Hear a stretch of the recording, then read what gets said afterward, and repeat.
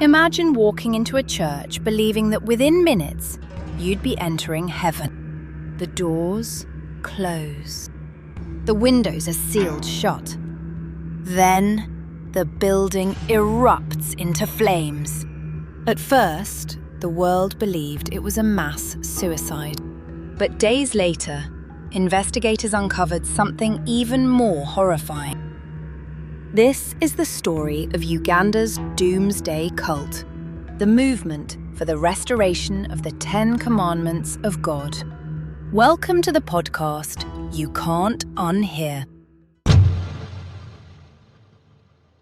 On March 17th, 2000, more than 300 members of the movement for the restoration of the 10 Commandments of God gathered inside a church in Kanungu, Uganda.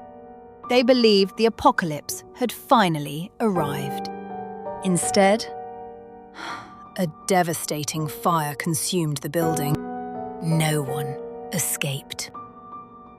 Authorities initially concluded the members had willingly died together. But that explanation wouldn't last long. The movement had been founded by Joseph Kibwetere, a respected Catholic teacher and community leader, alongside Credonia Mwerinde, a woman who claimed to receive messages from the Virgin Mary. Together, they preached that humanity had become too sinful and that only those who perfectly followed the 10 Commandments would survive the coming end of the world. Joseph Kibwetere, born in 1932 into a very religious Catholic family in Uganda, Joseph grew up to be incredibly devout in his faith. He was considered wealthy for the times and seemed to have everything going for him. In 1960, he married a woman named Teresa, and they went on to have 13 children together. The family settled in a town called Rwashamere in western Uganda. By all accounts, Joseph was a good husband and father.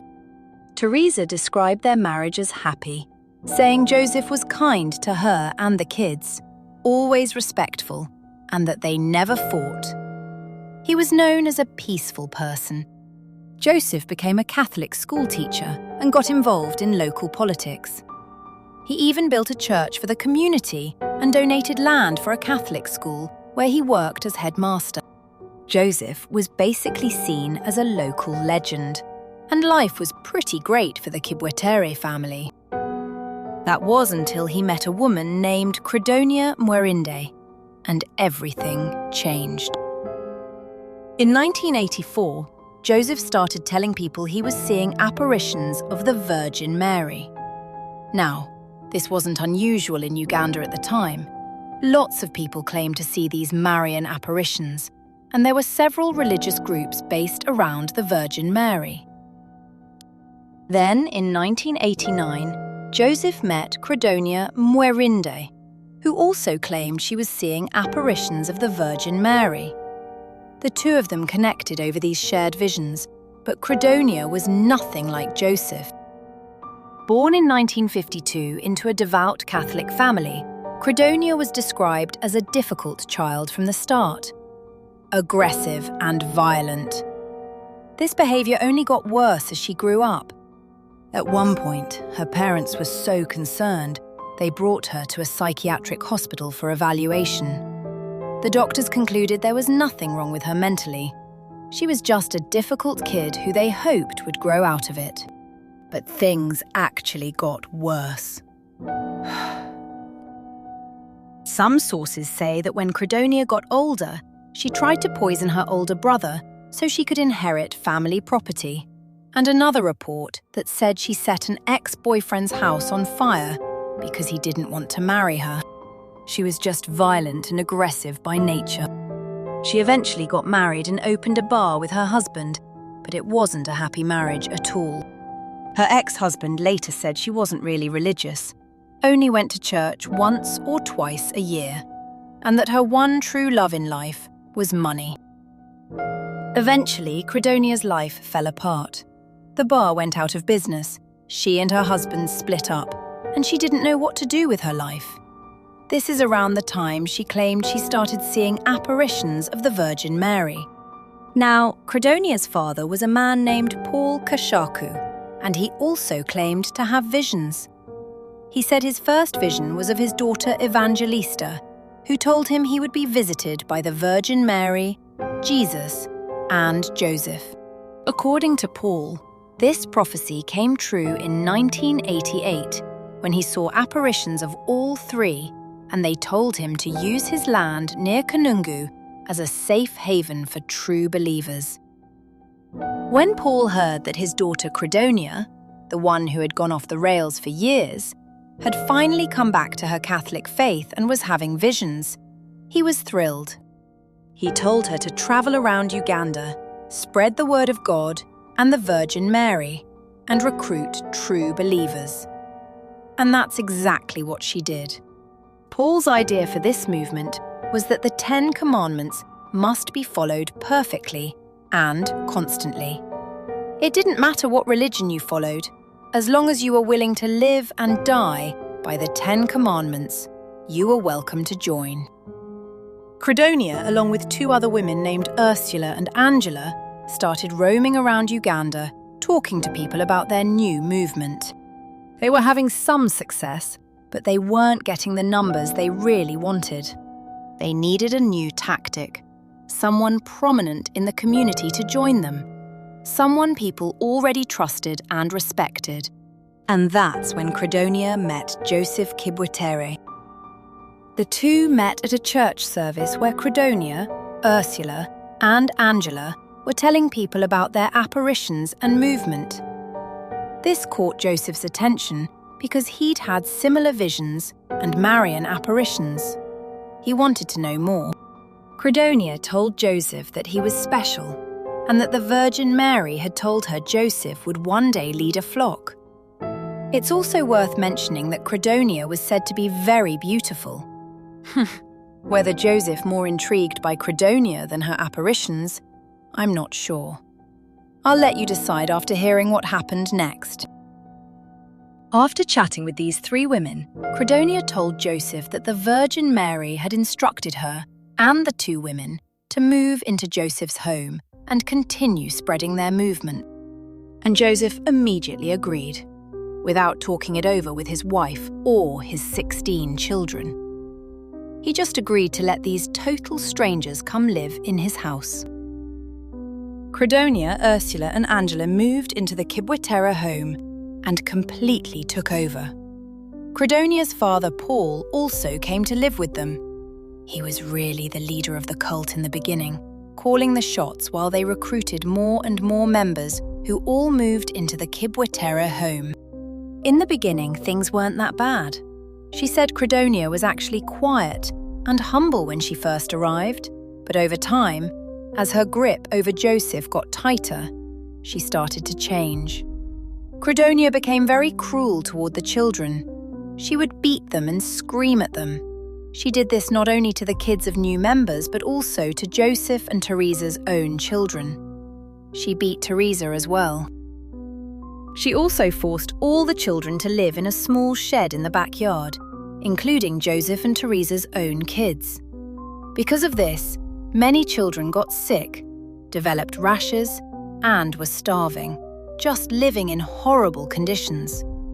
An ex-member said they once overheard Credonia say that the Virgin Mary told her every child in the cult under age 5 should be killed. She really didn't seem to like children. And Joseph was completely entranced by Credonia. He followed her around like a puppy and did whatever she wanted. At some point, Credonia's father, Paul, died. After that, Joseph took over as the official leader of the cult. They named their cult the Movement for the Restoration of the 10 Commandments of God, and by 1992, they had recruited at least 200 new members. Each recruit was expected to sell off their possessions, hand over their money, and swear to live by the 10 Commandments. The cult continued to grow, all living on the Kibwetere farm. Credonia gave herself the title, the Programmer, and ran things behind the scenes, while Joseph was the face of the movement. With Joseph as the face, it legitimized the group because of his social and religious status, people trusted him. For 3 years, this was life in the Kibwetere home. Over time, Joseph's family started feeling like prisoners in their own home. They were being mistreated, not fed, brutally beaten and overworked, and it was obvious Joseph wasn't going to do anything about it. It became clear to Teresa and the kids that Joseph was never going to come to his senses. So in 1992, Teresa and the kids decided the cult needed to go, and they finally took action. Teresa and her children banded together and forced Joseph, Credonia, and their recruits to leave. Some people in the community were also trying to force them out. Everyone was fed up with these people. Just like that, Joseph abandoned his family. I mean, he'd already basically abandoned them anyway, but now he was physically leaving the home and would never return. The cult packed up and moved to Kanungu, a town in western Uganda, the place where Credonia's father Paul had supposedly been told by the Virgin Mary to bring his followers. They settled on land right outside Kanungu and built a compound where all the cult members lived. With the followers' money, Joseph and Credonia built a church, several houses, and an office. Children brought into the cult weren't allowed to attend public schools. Instead, they set up a school right there in the compound. This cult was actually registered as a non-governmental organisation in 1994, and their school was licensed and everything. To reach a wider audience and recruit more members, they started spreading their message through radio, and this actually worked. More and more people started joining the cult. Several excommunicated nuns and priests joined, and more compounds were being set up around Uganda. At one point, it's believed there were close to 4,000 members. Another important person also joined the cult, a Roman Catholic priest named Dominic Kataribabo, who was also a prominent religious figure in Kanungu. He joined the group and quickly became one of the leaders. However, life inside the commune was harsh. Food was scarce. Conversation was discouraged. Members worked long hours, prayed constantly, and believed complete obedience was the only path to salvation. In 1998, a reporter was allowed to enter the commune. When they got there, they saw terrible living conditions. People looked malnourished, overworked, living in poverty. The kids were in the same condition, underweight and exhausted. Once word of these conditions got back to local authorities, their non-governmental organisation status and licensing were revoked. Kids also started disappearing off the streets near cult compounds. It's believed the cult had something to do with this. They were likely kidnapping kids and forcing them into free labour or potentially even sacrificing them. Kids also started dying at one of the cult's compounds during spring 1999. The cult leaders attempted to blame these deaths on malaria, but most people believe the children were either being deliberately killed or dying of starvation and dehydration. The leaders predicted the world would end on December 31st, 1999. When nothing happened, many followers began asking difficult questions. Some reportedly wanted their money back. Others wanted to leave. So Credonia, Joseph, and Father Dominic needed to think fast and responded with a new prophecy. The apocalypse, they claimed, would come on March 17th, 2000. 2 days before that date, members celebrated together. Food was prepared. Livestock was sold. Debts were paid. Everything suggested they truly believed they were about to enter a new world. Instead, they walked into a church they would never leave. Around 10:30 a.m., the community was shaken by the sound of this explosive fire. All the windows had been nailed shut and doors sealed from the outside. making it impossible for anyone to escape. It was a literal inferno with no survivors. Hundreds of lives were lost that day, including 60 to 70 children. This was such a tragic day for Uganda. Days after the fire, investigators made a shocking discovery. Mass graves began appearing at other properties linked to the cult. Some victims had been stabbed, others strangled. Some appeared to have been poisoned. Many had died weeks or even months before the church fire. The case was no longer viewed as a mass suicide. It had become a suspected mass murder.